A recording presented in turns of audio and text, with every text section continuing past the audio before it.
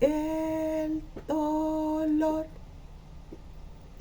el temor quiso triunfar en mí, quiso triunfar en mí. No lo entendí porque a mí, si todo yo te di, si todo yo te di, no me rendí, me tomé de ti y ahí entendí que solo en ti puedo vencer. Él siempre reina, Él siempre gana, Él ganará y conquistará todas mis batallas. Aunque no crea, Él no me falla. Él sanará y aumentará la fe en mi alma. He aprendido que el mañana no es mío, solo contigo yo confío.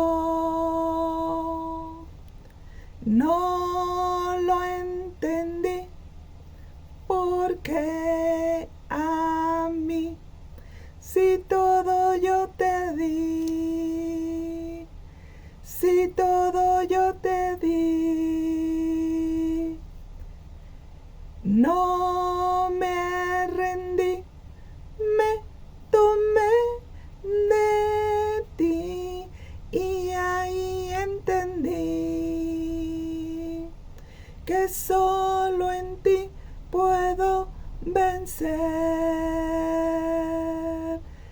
Él siempre reina, Él siempre gana, Él ganará y conquistará todas mis batallas. Aunque no crea, Él no me falla. Él sanará y aumentará la fe en mi alma. Él siempre reina, Él siempre gana, Él ganará y conquistará todas mis batallas. Aunque no crea, Él no me falla. Él sanará y aumentará la fe en mi alma. Mi vivir es Cristo y el morir es aumento. Él siempre reina, Él siempre gana, Él ganará y conquistará todas mis batallas. Aunque no crea, Él no me falla. Él sanará y aumentará la fe en mi alma. Aunque no crea, Él no me falla. Él sanará y aumentará la fe en mi alma. Así es, chicos hermosos. Si nosotros estamos con el Señor, ¿quién contra nosotros? Siempre vamos a conocerlo más, al que Él nos aumente la fe y Él ganará todas nuestras batallas. Y bueno, pues aquí estamos de nuevo en este día. Hoy vamos a continuar estudiando hombres y mujeres de la Biblia. Hoy toca el caso de estudiar al rey Josías y a una mujer profeta llamada Hulda. Y bueno, comenzamos. Hasta el final de los libros de los reyes vemos un resumen de 2 reinos. Recordemos que con el reinado de Salomón el pueblo de Israel se dividió en 2 reinos. Un grupo se fue al norte y el otro grupo se fue al sur. En el reino del norte hubo 9 dinastías, 20 reyes, y todos malos, ninguno bueno. No hubo ningún avivamiento. Y los asirios los conquistaron y los apresaron. En el reino del sur, el reinado de Judá sobrevivió con la dinastía del rey David. Tuvo 20 reyes, 8 buenos y 12 malos. Hubo 4 grandes avivamientos y al final los conquistó Babilonia y los llevó de esclavos. Como podemos ver, el sistema de este mundo es muy voraz y si no nos aferramos a Dios, no podremos mantenernos en avivamiento. ¿Qué es estar en avivamiento? El avivamiento viene por un derramamiento del Espíritu Santo en una nación o en una ciudad o en una congregación o en una familia también puede ser. Se da cuando las personas se mantienen en unidad, es decir, en común unión las unas con las otras. Esto no quiere decir que piensen lo mismo, pues Dios es diversidad. Si las personas llegaran a pensar lo mismo, entonces estarían en una uniformidad. Pero lo que Dios quiere ver en todas las congregaciones, en todas las ciudades, quiere ver una comunión con Él, ¿sí? El estar en comunión quiere decir que nuestra finalidad por la que vivimos, estamos trabajando, es la misma. El vivir, el estudiar, el trabajar, en todas las cosas que hagamos de formas diferentes cada quien, debemos de tener un común acuerdo, un mismo sentido de por qué lo estamos haciendo, aunque estemos haciendo diferente trabajo. Por ejemplo, el Espíritu se derrama cuando nuestra finalidad está en acuerdo con la finalidad de Dios. Ahí es cuando el Espíritu Santo se derrama y se dice que hubo un avivamiento. Eso es lo que se llama avivamiento. Actualmente en varios países se están dando avivamientos y esto es muy hermoso porque el Espíritu Santo nunca nos ha abandonado. El Espíritu Santo es el Espíritu de Dios, es el Espíritu de Cristo y está aquí en la tierra.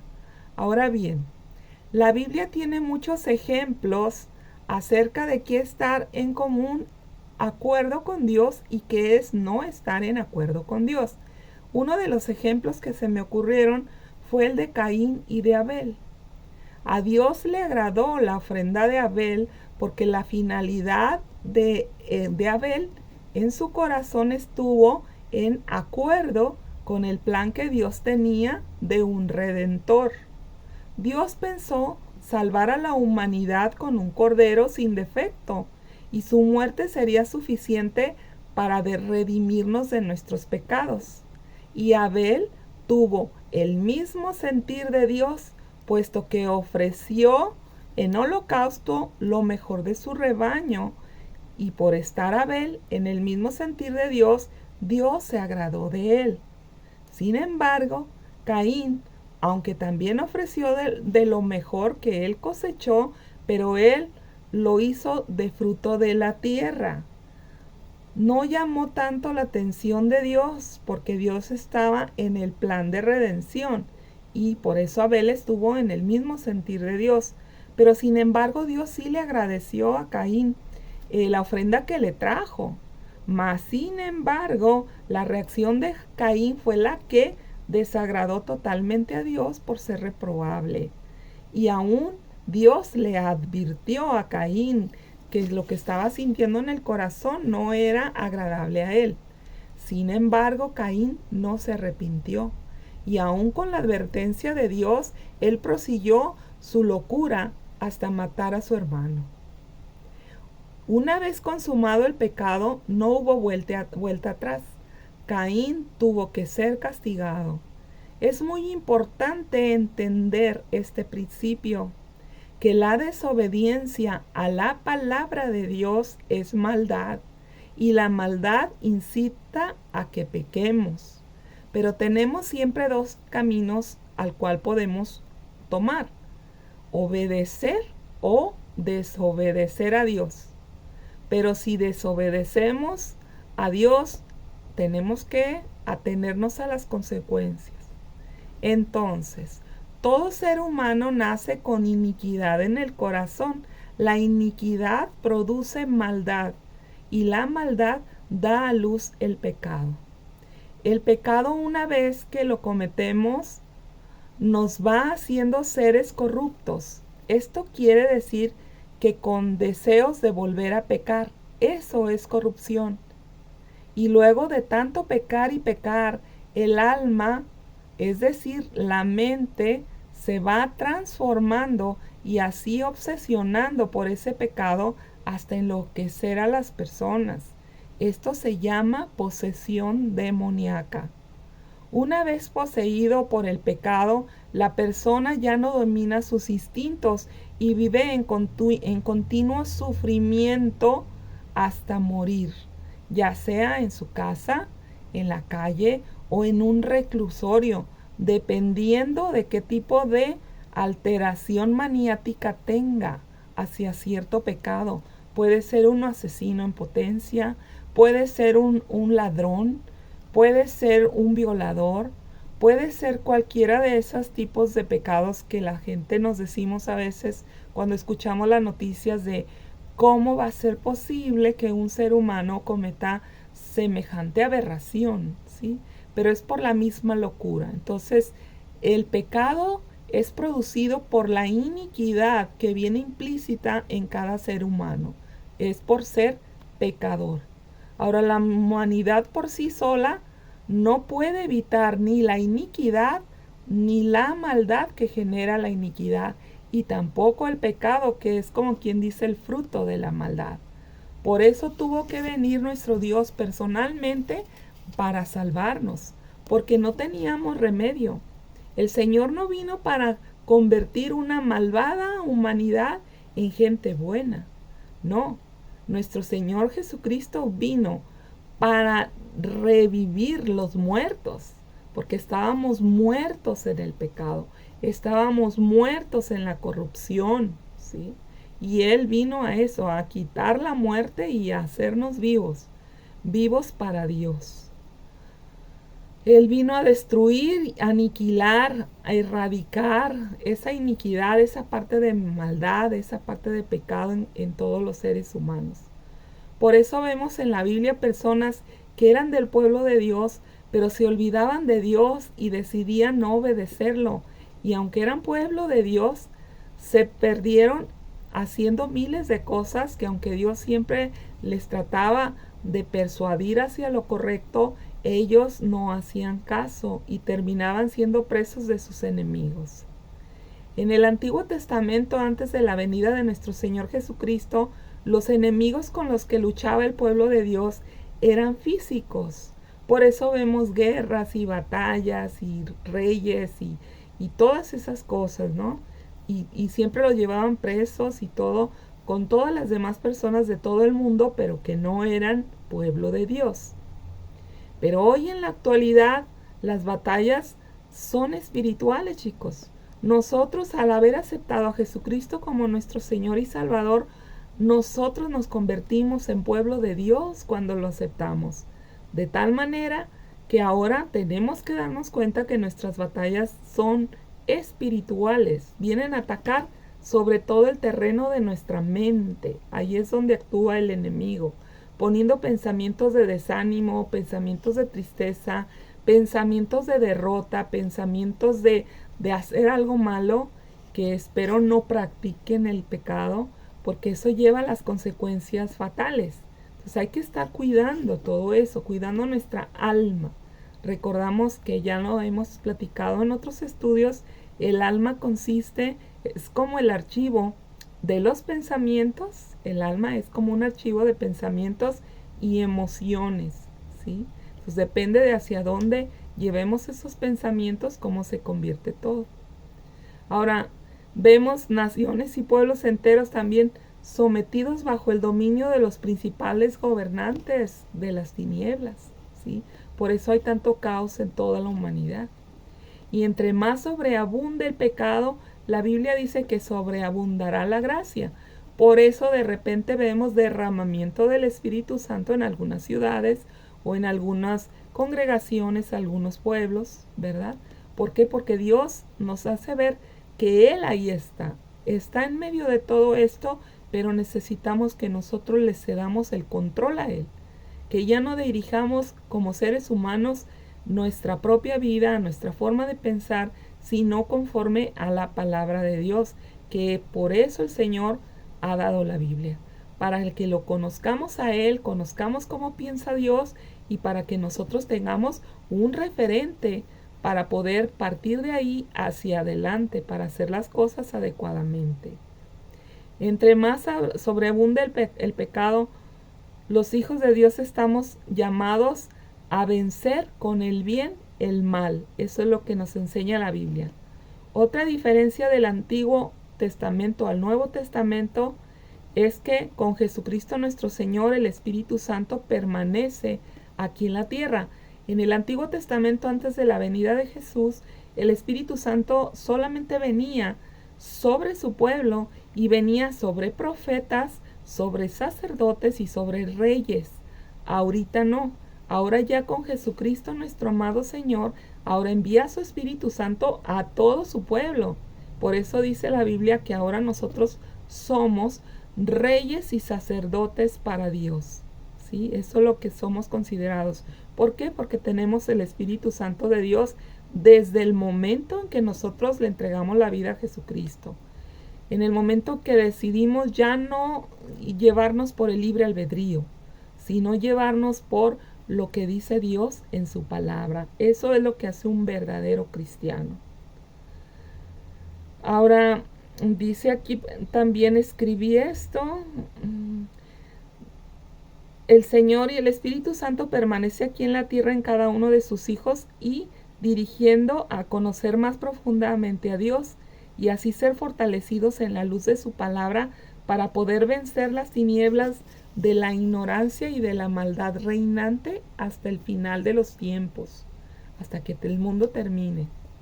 En la historia de hoy podemos ver cómo se pone por obra la palabra de Dios y qué sucede a una nación cuando ponen por obra la palabra de Dios. Este gobernante que vamos a leer es Josías, es un rey.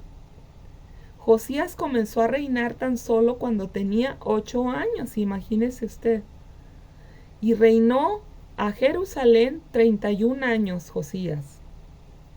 Josías fue el penúltimo rey más joven cuando comenzó a reinar. Recordarán que en el video pasado estudiamos a otro rey que se llamó Joás. Joás, acuérdese que comenzó a reinar a los 7 años. Entonces más adelante pasaron varios reyes y luego vino Josías. No estudiamos a todos los reyes. Yo en este video, en estos videos de hombres y mujeres de la Biblia, no estudiamos a todos los hombres, solamente a los más renombrados porque hicieron algo muy importante o algo muy malo, y es a los que nosotros nos enfocamos para aprender de ellos, ¿sí? Entonces por eso no a todos los reyes estudiamos.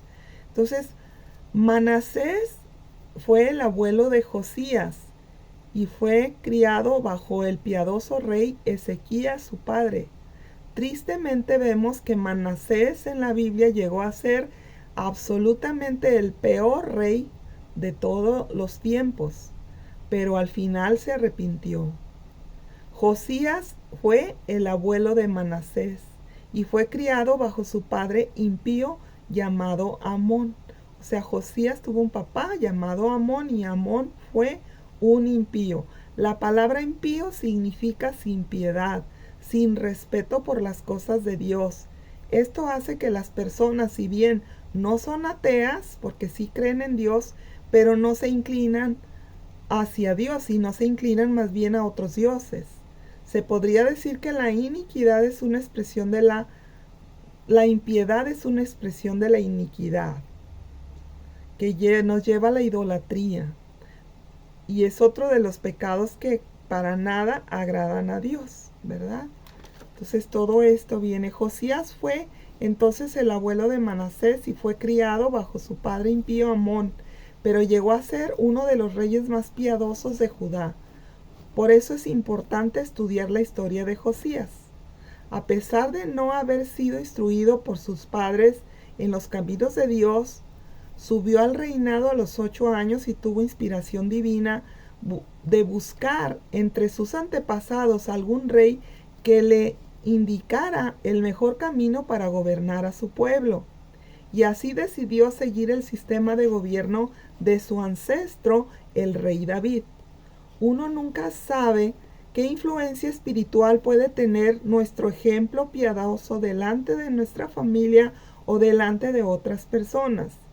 Josías, dice la Biblia, que hizo como David, y el pueblo de Judá había caído tan bajo en el declive espiritual que literalmente tenía extraviada la palabra de Dios, ni siquiera se acordaba de ella, que es el fundamento mismo de su propia cultura. Es como si dijeran, el pueblo de Dios no se acordaba de Dios. El pueblo de Dios solamente era considerado pueblo para Dios, pero para ellos no se acordaban de que eran pueblo de Dios. ¿Por qué? Porque habían dejado de lado la palabra de Dios. En vez de atesorar la palabra, prácticamente dejaron que se deshiciera entre las ruinas del templo. Las escrituras deberían de haber sido los pilares de su sociedad, pero ellos apenas las redescubrieron de nuevo. Jamás debemos de alejarnos a tal extremo de la palabra del Señor, por eso la estudiamos. Josías se convirtió en un hombre justo que anunció, él ansiaba que su nación muerta espiritualmente se volviera a Dios y sabía que el lugar para empezar esa renovación iba a ser por el templo. El reparar la casa de adoración que estaba olvidada ya hacía de tiempo. En ese proceso descubre otra vez el libro de la ley. En la ley Josías se la leyeron y en las historias escritas vio cómo el juicio de Dios venía por reprensión hacia las cosas malas que ellos hacían. Es fácil que un hombre sepa si tiene vida espiritual o no. ¿Cómo podemos verlo? Cuando leemos la Biblia y si no nos consuela o no nos horroriza lo que estamos leyendo en la Biblia, quiere decir que nuestra alma está claramente muerta, que no nos interesa absolutamente nada de lo espiritual. En Josías no pasó así. Josías, al leer las escrituras, vino un profundo arrepentimiento al ver todo lo que Dios decía y todo lo que habían sufrido como nación por la desobediencia. Dios respondió poderosamente a quienes se humillan delante de Él y ablandan su corazón con sus palabras. Eso es lo que hace nuestro hermoso Dios. Nuestro hermoso Dios siempre nos está tratando de llevar hacia lo correcto y a lo recto delante de Él.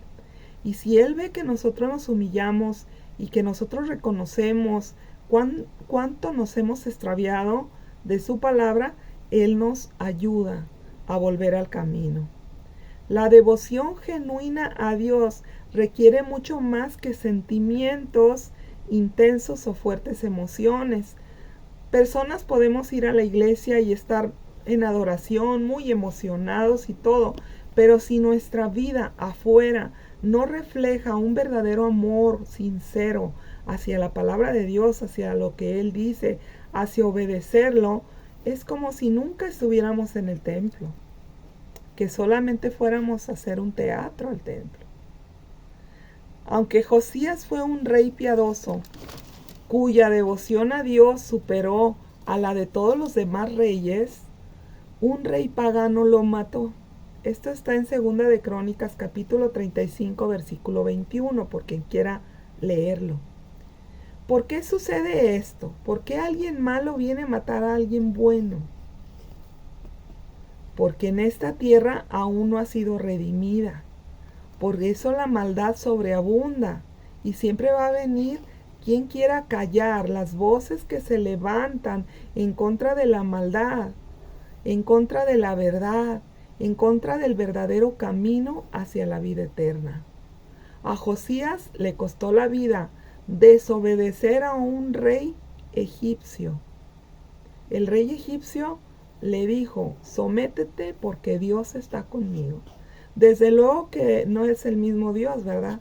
El Dios de los egipcios no era el mismo Dios que nuestro Papa.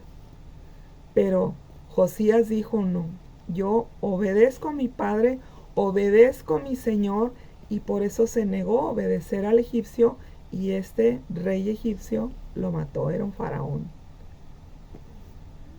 Pero nos deja esta enseñanza: debemos permanecer fieles y obedientes al Señor hasta el final. La Biblia dice que Josías murió y fue sepultado en paz, porque por su vida y testimonio él tenía paz para con Dios. Tristemente su hijo Joacás, que fue el siguiente rey del pueblo de Judá, él no siguió los pasos de su padre e hizo inmediatamente lo malo delante de Dios. ¿Qué hace que los padres piadosos terminen teniendo hijos rebeldes? O viceversa, que hijos piadosos tengan padres rebeldes o padres impíos. Hoy leemos de este gran siervo de Dios, Josías, padre de 3 hijos idólatras. Al parecer, el conocimiento que adquirió Josías de parte de Dios vino por primera mano a Josías, pero nunca llegó de primera mano hacia sus hijos, sino de segunda mano. ¿Será falta de atención o ignorancia o negligencia de los padres? Pero hasta la fecha sigue sucediendo lo mismo. ¿Será que hay que desafiar a nuestros hijos a que personalmente busquen a Dios de primera mano? Y no solo que se complazcan con leer o escuchar la Biblia por otras personas. La Biblia nos enseña que Dios no tiene nietos espirituales. Esto quiere decir que solo el que lo busca real y sinceramente y frecuentemente llega a conocer a Dios de primera mano. Y quien lo conoce así, luego le resultará imposible dejar a Dios por irse tras un ídolo. Cada generación debe de responder a Dios personalmente y encontrarlo para todas sus necesidades. Y bueno, aquí va la historia de Hulda, que fue una profeta. Ella fue una mujer llamada Hulda que vino junto con la historia de Josías, el rey que acabamos de conocer. Las mujeres nos expresamos de diferentes maneras. Nuestro estilo de vida, nuestra ropa, nuestras acciones tienen algo que comunicar acerca de nosotros a aquellos que nos rodean. Las mujeres nos expresamos mayormente con palabras, pero el silencio puede ser también una forma de hacerles conocer a otros nuestros sentimientos. Las mujeres de la Biblia que tuvieron mayor influencia sobre quienes estaban a su alrededor eran mujeres que vivían cerca de Dios, respetaban su palabra y hablaban con autoridad en el nombre de Dios. Y así se ganaron el derecho de ser oídas debido a su naturaleza espiritual. Hulda era una profeta, al igual que Débora y María, la hermana de Moisés. Fue de las pocas mujeres en el Antiguo Testamento que ocuparon cargos de autoridad. Hulda era la esposa del encargado del guardarropa del rey y vivió en Jerusalén durante el reinado del rey Josías. Como leímos en la historia del rey Josías, comenzó a reinar a la edad de 8 años. Esto está en Segunda de Reyes capítulo 22, versículo 1 y 2. Y nos da la Biblia el nombre de sus padres, pero el hecho fue que estos padres fueron idólatras, por lo que no tuvo una guía saludable para repetir en su vida. Pero en el versículo 2 notemos que Josías aún así agradó a Dios, y esto fue porque anduvo en todo el camino de David su padre, sin apartarse ni a derecha ni a izquierda, sino que haciendo como vio en las enseñanzas de David. En la antigüedad los hebreos llamaban padres a los abuelos, a los tatarabuelos, y así podían pasar cientos de años hasta varias generaciones entre dos hombres que tuvieron la misma línea de parentesco. Por ejemplo, Mateo 1 nos dice que Jesucristo fue hijo de David y también hijo de Abraham. Pero como debemos de saber, David vivió 1000 años antes de que naciera Jesús, y 2000 años vivió Abraham antes de que naciera Jesús. Así que Josías era hijo de David porque estaba en el linaje real de David, no porque estuviera en el mismo tiempo de David, mas sí era de linaje, un parentesco de sangre. Cuando Josías llevaba 18 años reinando, él decidió remodelar el templo y entonces contrató albañiles, arquitectos, a todas esas personas, carpinteros, para que pudieran hacer esto. Y le preguntó al sacerdote, en aquel tiempo se llamaba Hilcías, cuánto dinero había disponible para esas remodelaciones. Durante el proceso de reparación fue que encontraron el libro de la ley, el original dictado por Dios a Moisés. Y leyeron el libro. Dice que un escriba leyó el libro y luego se lo volvió a leer al rey, y todas las cosas importantes de las leyes de gobierno de Dios para su pueblo. El rey Josías reconoció de inmediato la gravedad de la situación moral y espiritual de su nación. Era aún muy joven Josías, tenía solo 26 años de edad, pero era un gobernante sabio. El rey sabía que no tenía todas las respuestas, así que pidió consejo. En esos tiempos vivían dos reconocidos profetas, uno llamado Jeremías y el otro llamado Sofonías. Pero el sumo sacerdote y los otros hombres de gobierno no acudieron a estos profetas, sino que fueron a platicar con una profeta llamada Hulda. Esto está en Segunda de Reyes capítulo 22, versículo del 1 al 17. Lo pueden ustedes leer en su casa. Puesto que toda la nación de Israel vivía en una manera desordenada, cuando Josías asumió el poder, Hulda tuvo que tener mucho coraje y mucho valor para hacer frente a esta advertencia que ella menciona en los siguientes versículos. Cuando leemos los versículos en la palabra de Dios nos enteramos que muchos profetas y otros hombres que expresaron en el nombre de Dios fueron odiados hasta matarlos. Por ejemplo, cuando Elías predijo una sequía al rey Acab, estaba tan enojado el rey Acab con Elías que tuvo que salir huyendo Elías de delante del rey para salvar su vida.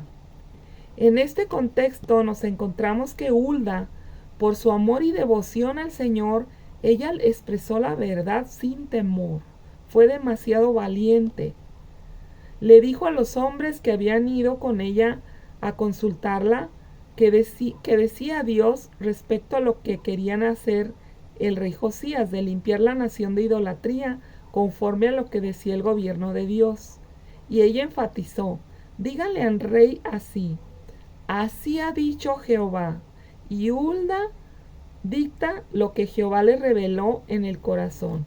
Esto está en Josías capítulo 2, versículo 22, capítulo 22, versículo 18 al 20. Y dice lo siguiente: mas el rey de Judá, que los ha enviado para que pregunten a Jehová, diles así: así ha dicho Jehová, el Dios de Israel, por cuanto oíste la palabra del libro, y tu corazón se enterneció, y te humillaste delante de Jehová cuando oíste lo que yo he pronunciado contra este lugar y contra sus moradores, que vendrán a ser asolados y malditos, y rasgaste tus vestidos y lloraste en presencia, también yo te he oído, dice Jehová. Por tanto, he aquí, yo te recogeré con tus padres, y serás llevado a tu sepulcro en paz, y no verán tus ojos todo el mal que yo traeré sobre este lugar por su desobediencia. Ellos dijeron estas palabras al rey, y el sumo sacerdote y los otros hombres le llevaron al rey el mensaje de Hulda. Esto demuestra el respeto que le tenían a Hulda.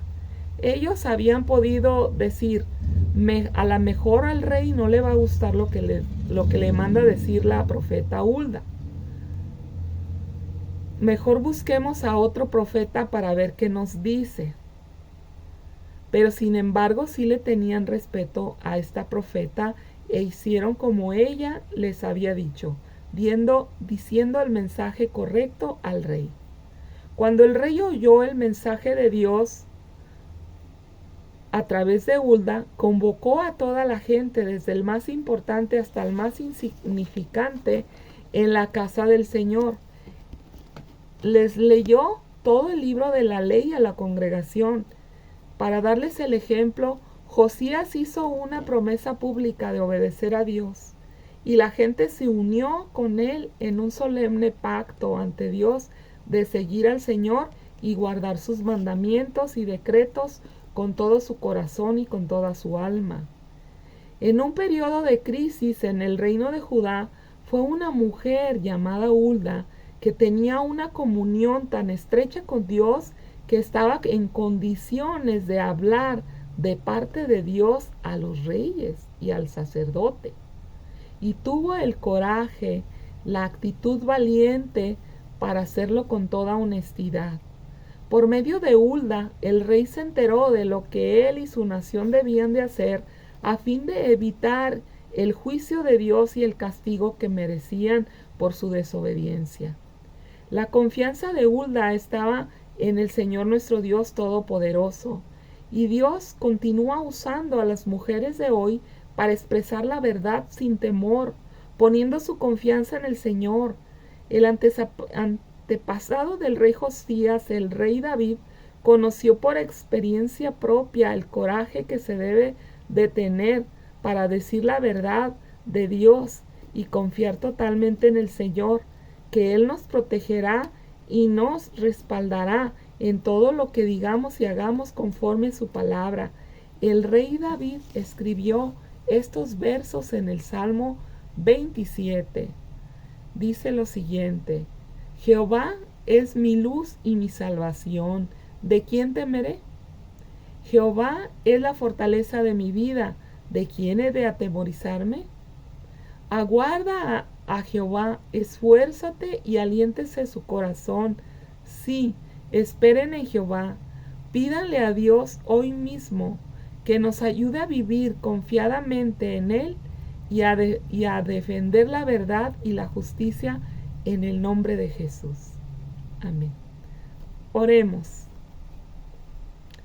La justicia de Dios es por medio de la fe en Jesucristo para todos aquellos que creen en Él, porque no hay diferencia. Con justicia serás adornada, estarás lejos de opresión, porque no temerás, y de favor, porque no se acercará a ti.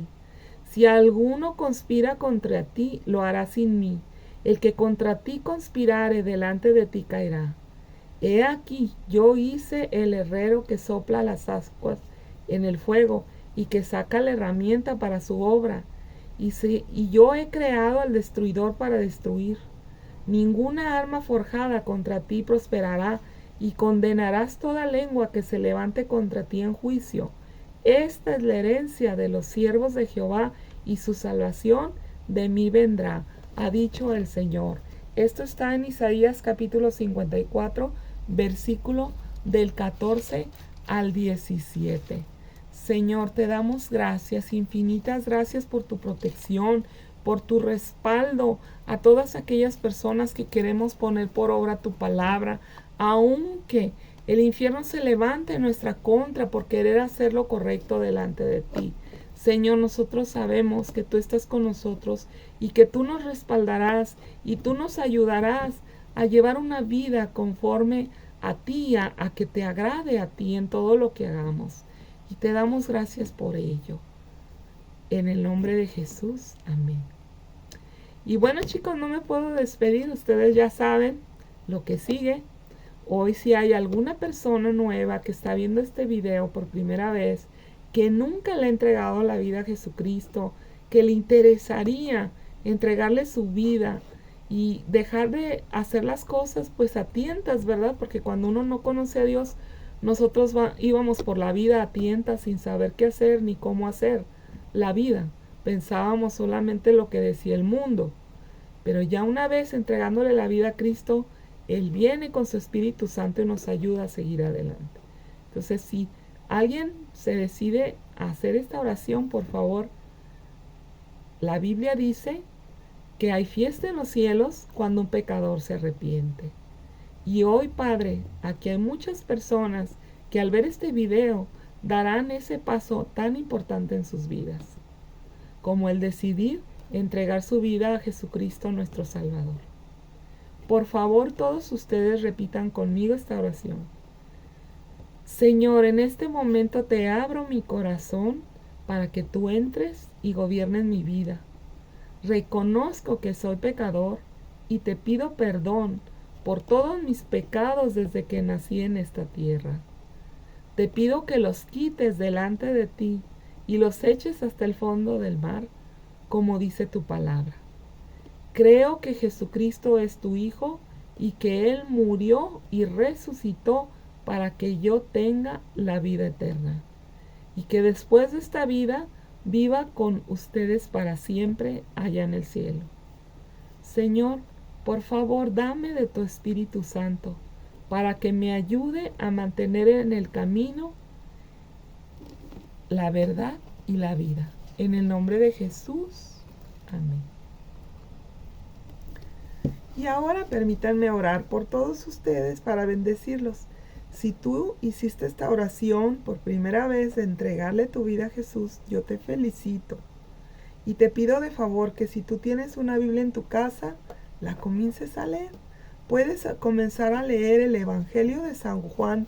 Ahí está muy bien explicado qué es lo que hizo Jesucristo por todos nosotros. Y también pudiera leer Salmos de repente para ver también cómo pensaba el rey David y cuánto amaba y adoraba a Dios. También puedes leer Proverbios. Los Proverbios de Salomón también nos ayudan a obtener sabiduría, conocer también cómo piensa Dios y qué es lo que debemos de evitar en esta tierra, en este mundo. Y eso es muy interesante. Y bueno, a bendecirlos a todos.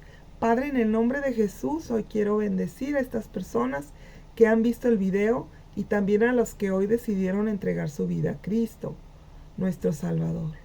Te pido por favor, Espíritu Santo, que vengas sobre todas estas personas, que los selles con tu amor. Espíritu de Dios, límpialos de toda iniquidad, de toda maldad. En el nombre de Jesús te lo pido. Creemos que hoy se ha abierto tu reino para ellos y que de hoy en adelante estarás con ellos hasta el fin del mundo, así como lo prometiste tú en tu palabra. En el nombre de Jesús, amén. Y bueno, chicos, eso ha sido todo por hoy. Espero la próxima semana, si Dios me lo permite, volver a platicar con ustedes acerca de otros hombres o mujeres de la Biblia. Que tengan una bonita semana Hasta pronto.